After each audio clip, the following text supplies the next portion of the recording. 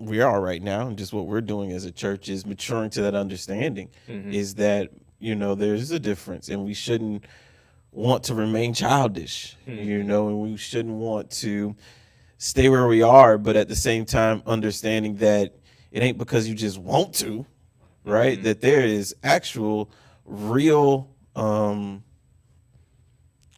I can say it's focused, intentional preparation that's involved. And I know we talked about this ahead of time because I think it's funny, right? That we love the story of David and Goliath, right? And we talk about it, and I always thought it was funny because people see Goliath as the challenge. Yeah. And I'm like, man, like, mainly because we be reading the Bible so fast that we didn't see that, man, and for David, like, I'm pretty sure he looked at Goliath like, this is nothing. Exactly. When you read what he was doing before he got there. Yeah. Right? He was literally protecting the sheep from lions and bears. And I'm like, you got to pause for a second. Yeah. A man Right. was protecting sheep from lions and bears. Right. Right? And the Bible says that he would, if a lion grabbed a sheep, that he would go after the lion, get the sheep from the lion's mouth, Right. then kill the lion. Have you seen a lion? Exactly. Have you seen a bear? Yeah. These are the two. These are the apex top. predator, These right. apex don't touch predators walking this earth. You don't. Right. You don't mess with lions, and you don't mess with bears. Right. Yet he messed with both. So of course it was an uncircumcised Philistine that was defying the armies of God. Like, this is Right. this is child's play. Like, you guys are gonna really reward me for this? Right. Like, the mentality that was developed before the moment. It was like he wasn't an amateur standing there, right? He was, and it's like I like to say it like this, like, God is always, God is I can go in for God is a preparer of his people. Yeah. Point blank, period. Like, God doesn't ask his people to walk in moments they weren't prepared to walk in.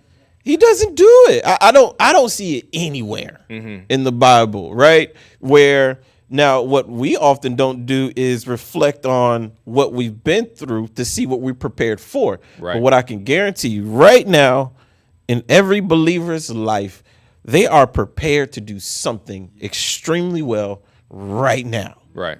Right now, you are prepared for something. There's something you can do in this moment that you can do it in such an exceptional way, in such an incredible way. And the way you start thinking about or get to what that is reflecting over where you've been. Right. And you take that moment, like you say, David, that's what he literally told the king. Like, the king was like, what do you actually think you can do something with this? He was like, man, listen, I've been out here. Right. Like, he didn't talk about Goliath. He's never faced Goliath, and of course, everybody who talked about him had incredible fears, but he was like, nah, I kind of got this. Right. And there was a confidence in an uncharted territory.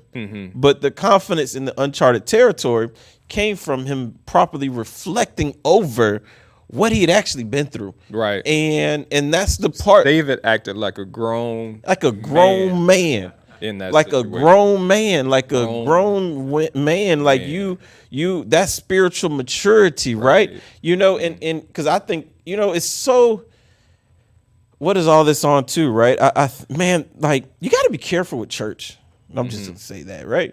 You got to be careful with church, because church has a way of making you always feel like you ain't got there yet. If you're not careful, if you're not careful, oh my God, like, it's like, so some people might be like, Pastor Brian, where did you come from this? Like, why are you saying this like this? Well, I spent my whole life in church. And I was just sitting in church one day and I was like, he can't be talking to all of us. You know what I'm saying? Like, I just was just digesting. And I was like, he can't really maybe this is the deeper dive, right? You said it's Thursday. It's Thursday, right? But I was listening. I'm like, that can't be for all of us. Like, we can't all still, like, if we are all still babes in the way you just described, what have we been doing? Right. What have I been doing? Like, there has to be something at this point. I mean, I ain't saying I'm perfect, and I ain't saying I get that part. I've matured to that point. But what all that says to me is, so I should be capable of something. But then I realized that everything was being said in such a way that the only way you could walk away is thinking that I'm being prepared. Right. But I was like, but if I've been being prepared for the last 15 years, I got to be capable of doing something. So, like, if I spent the last 15 years being prepared, I don't think the next 2 gonna get me further. So just tell me what I'm capable of now. That's how I felt. That's how I felt. Like, well, you gotta understand, because Pastor Brian's a practical thinker. So I was thinking, like, if I still have, after the last 15 years, if I still have, like, more to go, I don't think the next 2 years is going to make that big of a difference. If 15 years of preparation and listening got me this far, I'm willing to forfeit what the next 2 years of growth are. Just tell me what I can do now. Right. Like listen, I'm sorry. What I'm not, this is, man. But I'm just simply saying Right. that you got to be careful, because people have a way of doing it, not just church. Right. People have a way of doing it. They have a way of forever instituting amateur on your life. Right? Like, they have a way of just saying things that, and in some cases, it's innocent. But if they're words, they have power. So if, even though they were innocent, or you said it in an innocent way, you spoke it, and so those words have power somewhere. Right. And most of the time, I don't remember your words until I'm in a moment where I'm feeling insufficient. And then I remember when I was told I was an amateur. Yeah. Right. And which is often the worst moment, because that's when I'm facing something that I see as big. So right? I'm going to say something. This is going to be very golfy, but golf was my world. And so I understand it. And so this is when I was, just trained to be a professional golfer. And it was such an enlightenment that I was like, I never thought about it. But so I was training and getting to that mark, and I was getting really close to, and a professional golfer. I was talking to a professional golfer out on tour playing, and he looked at me. He said, "You're actually good enough."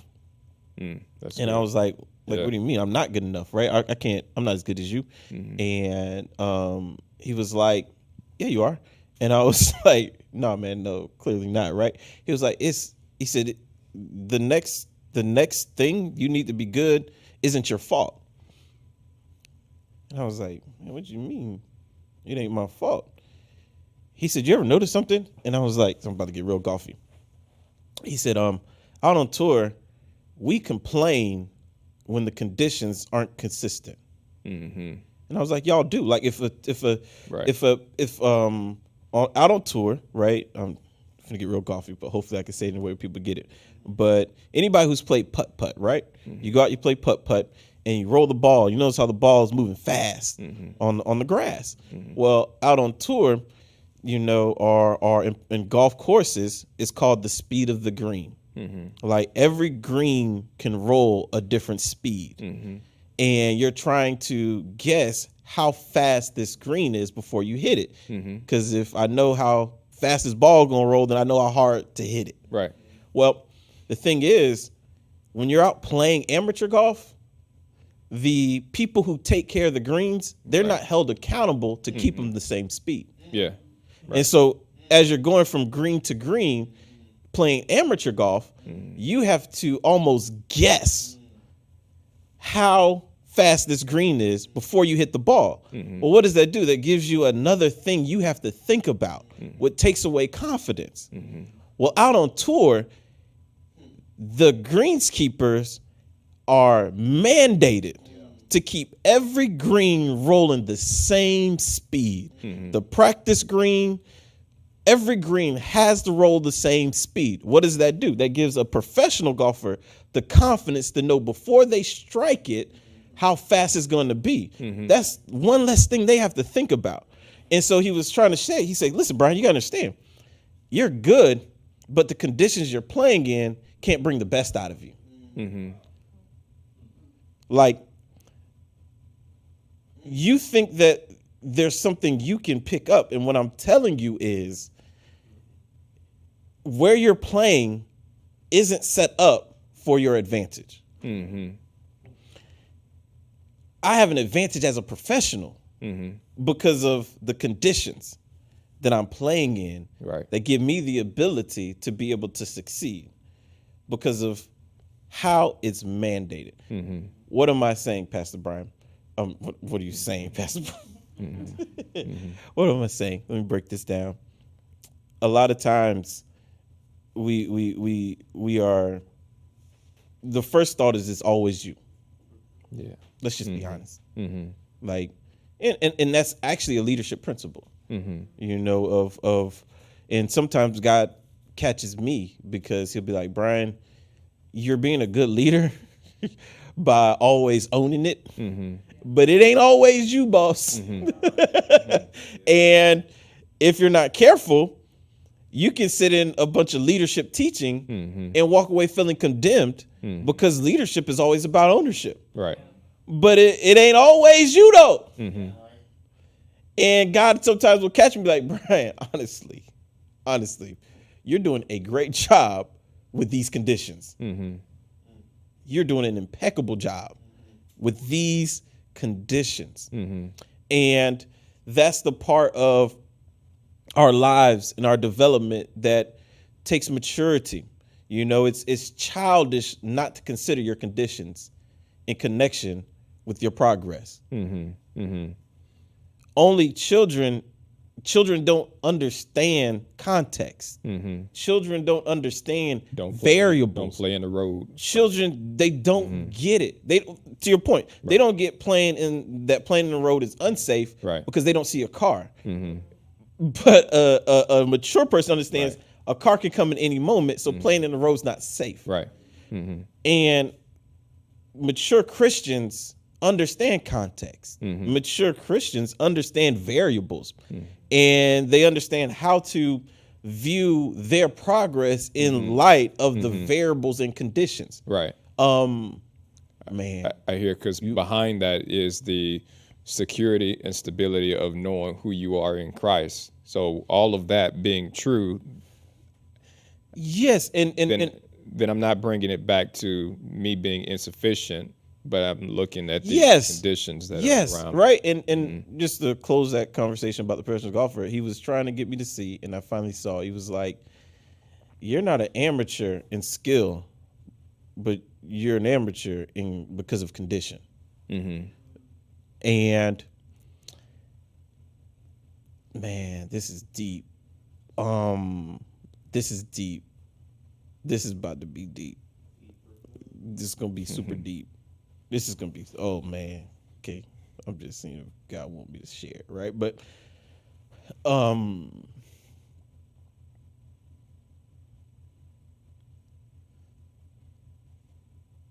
this is the deeper dives. You want to go deep? Yeah. Somebody had, like, okay. Wish you had a deeper dive siren. So, like, this is the moment right here.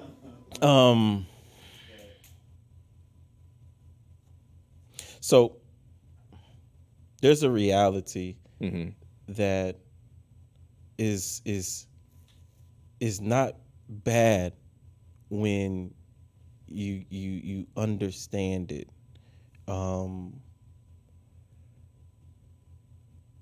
I was praying, right? I was praying the other day. This is a couple of weeks ago, and around this time, just doing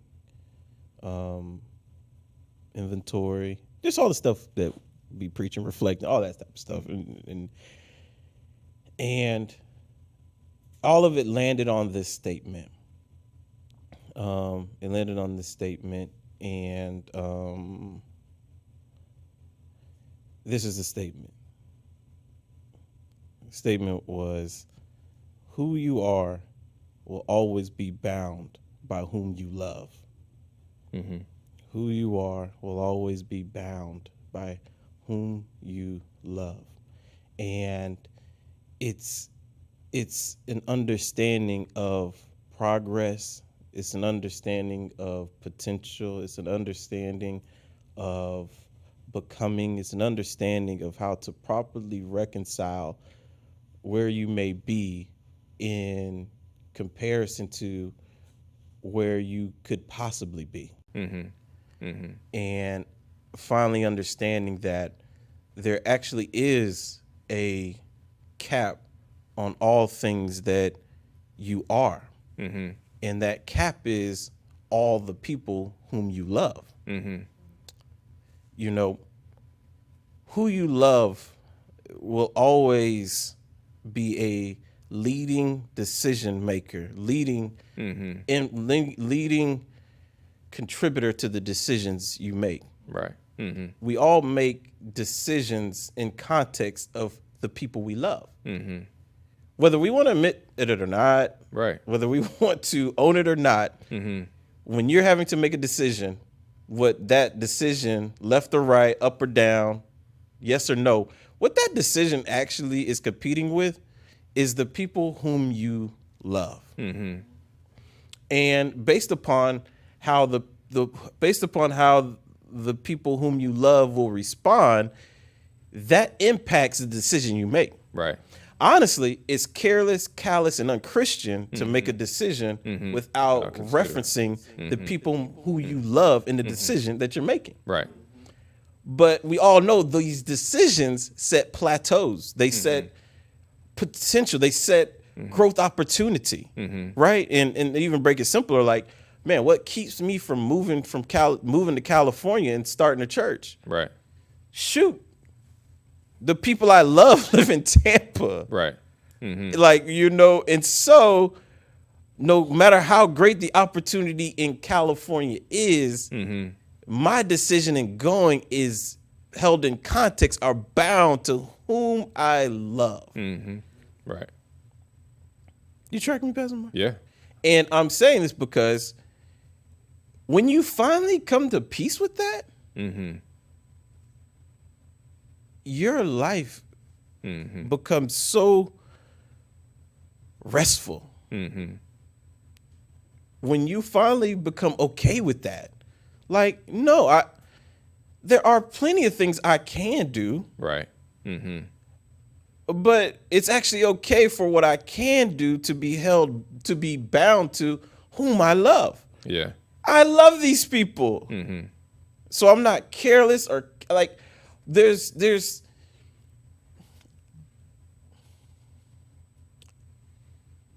this all right, Pastor Mark? No, You can tell me if I'm going too far. well. I think that's a good point, and I don't want to. Well, that's a good point. I'm thinking that that's a good anchor for people who are tempted to do things in the name of their own progress, and it's an indicator of maybe you're loving self more than you should be loving others. When we make decisions that pull us away from the people that we are called or placed in the relationship to love, and in order to pursue things that only benefit us. Yeah, right. And I would, bring the Bible in, right? God said kind of plainly, how can you say you love me when you have no love for your fellow brother and sister? You're saying like you can't be unbound. Like you're first of all, it's a dangerous place to live. There's people who do live in that, where regardless of who they love, they are going to do what they want to do. And those are the most careless, the most Right. just stay away from them folks. Reckless. Because they're reckless. They're reckless.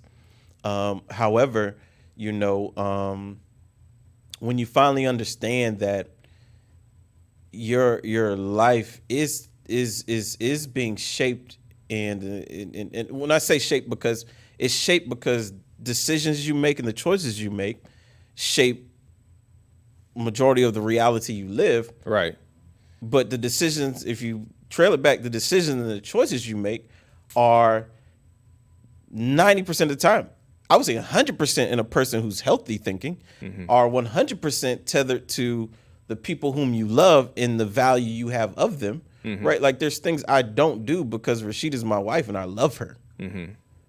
What am I saying? I'm saying there are decisions, there are things that I don't do, things past I don't go down, conversations I don't have because of who I love. And I'm okay because I love who I love. Like I don't. If someone were to try to get me to make a decision that I'm like, no, like me making that decision is going to hurt who I love, then I don't care how good you say that is. Right. Who I love sets bounds on the decisions I make, and it's one of the most beautiful understandings I believe a believer can come into, because it helps bring so much calm to the storm. When you realize, it's just true. It's true, but actually it's good. It's a good place to live. It's a safe place to live. It's a peaceful place to live. But then you have people will say stuff like, you gonna let them people control you? Right. If you're talking about people I love, then I really should be, there should be a connection in between the decisions I make and the people I love. Right. I think the that type of ambition that draws us away is sobered by measuring our life by the right fruit, right? And which, on Sunday you mentioned that a mature person has fruit at every turn, and we should be looking for fruit in every turn. How do I know I'm growing spiritually? It's through fruit bearing, which you talk about love, like that's the fruit that we should be bearing, right? Yeah, right. Paul already broke that down. You can have, you can be a prophet, you can be a teacher, you can be all these different things, but if you have no love, you are of nothing. Right. Right. And it's and all this is under the context of what you just said, is understanding what is childish and what is mature. Right. Everything I just said is about having a mature mindset. Children make decisions based upon a view of only themselves. Mature people understand the ramifications on the people who they love. They understand the ramifications of the decisions they make upon the people whom they love. Right. That's what mature people do. Mature people assess not only their outcome, but what the outcome of all the people whom they love. And mature people make decisions not just solely based upon their good, but on the good of those whom they love. Right. This is on the basis of being mature. Right. And I put away childish things. What's a childish thing? Is being so self-interested, being so self-led that I don't understand that I'm living a childish life, because I think that it's somehow absolutely negative to have to consider people I love and the decisions I make. No, mature people always consider the people they love in the decisions that they make, because they realize once I get to the destination, if the people I love ain't around me, then what was the point of getting here? Right. But the only reason I can end up in a destination minus the people I love is if I start making decisions without them in mind. Right. And so mature people are like, I'm okay with it. Right. I'm okay. Like, this is good living. I didn't chase that thing.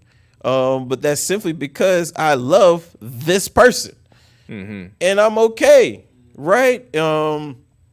I'm okay, right? And anyway, but getting to the point that you were, I know it's our closing point, but But yeah, those conversations of maturity and the fact that, one of the things that we should really assess when we're wanting to say, am I growing, is there should be less wasted time in your life. A sign of spiritual maturity is efficiency in life. A sign of like I'm growing in my relationship with God is I don't have as much wasted time as I once had.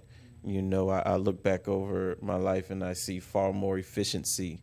I don't see rest as wasted. I see rest as valuable. I don't see inactivity as God not moving, because I know God can move when I'm not moving. I've matured to understand that my hands don't have to be on it for God to do something with it. Right? These are all mature ways of thinking. I understand that I like, yeah. That's good. That's good. And wow, the time on the clock is over. But I want to get this point to just to sum it up. When I think about just reflecting back on the things that you mentioned and the type of life that you described, we know that we've heard that if you don't have an experience with it, then you could lose it, or you never really had it. And it's obedience that creates the experience. And just thinking about that, that last lifestyle that you described of maturity, it sits on that foundation of obedience. Knowledge without obedience does not lead to the advancement that you're talking about. So it's us practicing His presence, living like there is a relationship, moving on a glimpse or going on a glimpse that leads to the experiences that breed more confidence. We can talk about that too, right? Just for a hot second. I know we got you got it out, but it takes it. To me, that was so important because it's is lying on the understanding of what we all know we're supposed to be doing is maturing in our understanding of Christ. Yeah. And if I'm wanting to assess my spiritual growth, then how well do I trust glimpses? Yeah. That is a sign of spiritual maturity, right? But people would actually say it backwards, is why I'm bringing the point up. The thought is spiritual maturity is having more thorough plans.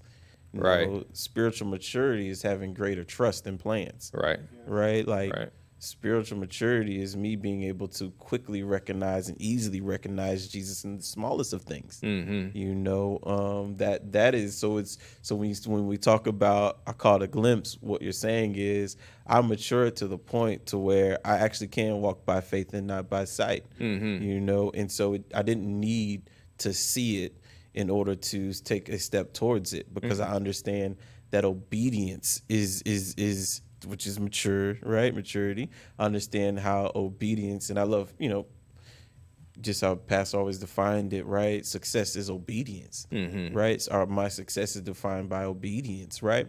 And how that right there is what aligns a mature walk. Is, it's not that I'm moving erratically, right? I love how the message says it's not that I'm no scatterbrain. It's just that I have great trust in Jesus. Right. I've great trust in who He is, and to the point to where you and really get to the side where you need much because you've yet to mature in who He is. Exactly. Right. Like I see it as a trade, as like a mature person in the world. Like the world's way of doing things is moving on, having an ample supply of information that determines the decisions, the direction that they go. Whereas a mature person in the Lord has an ample supply of trust or revelation of who He is, and that's going to determine what I'm going to do or where I go. Yeah. So it's almost like a trade-off in what are you basing your security on? Yeah. Are you secure in this information that you have, or are you secure in this information that you have about Him, right? Yeah. I think that's good. That's good. That's good. Go on a glimpse. And that's good. that statement just blew up in my mind too, because I see it as even going on the glimpses, like even just a glimpse of a good day. Yeah. Like right now, I feel like this like God has a good day for me, and I don't need any more details, but I'm gonna follow this Yeah. Right. glimpse and see where it leads Right. me. It's important because we didn't really say this piece, so I'm gonna say this piece too, right? But it's every time the word of God is taught, every time. What's that, the timer ding? No, I I'm sorry. heard booms and all types of stuff. And You get it, and I got one too. Yeah, every time. yeah, no, I was cool. Yeah. But anyway, but every time you are having a God breathed moment, I'm gonna call it that, right? You're reading the word, or you're sitting in a service, or whatever you're doing. Yeah. You're in worship, but you have this God breathed moment. You know, God is showing us glimpses. Right. And the whole point was to say that don't take the glimpse for granted. You know, don't wait for this whole whatever you think is needed in order for you to follow that glimpse, but trust that glimpse. Trust it because you trust him. And there isn't a time. My point is to say there isn't a time. You know, there isn't a time that you have walked into a God breathed moment and he hasn't shown you something.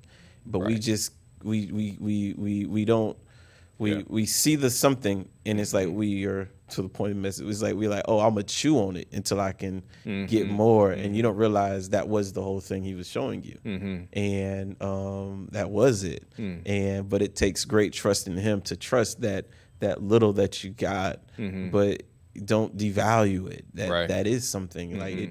And it is a big deal. The best way I can say it, like, and to like sometimes, and for a lot of people, it's not even a word that they get, right? It's a feeling, you know. Right. A lot of times in my life, in my walk with Christ, I'm not trying to talk about myself, but I'm talking about myself. But it's like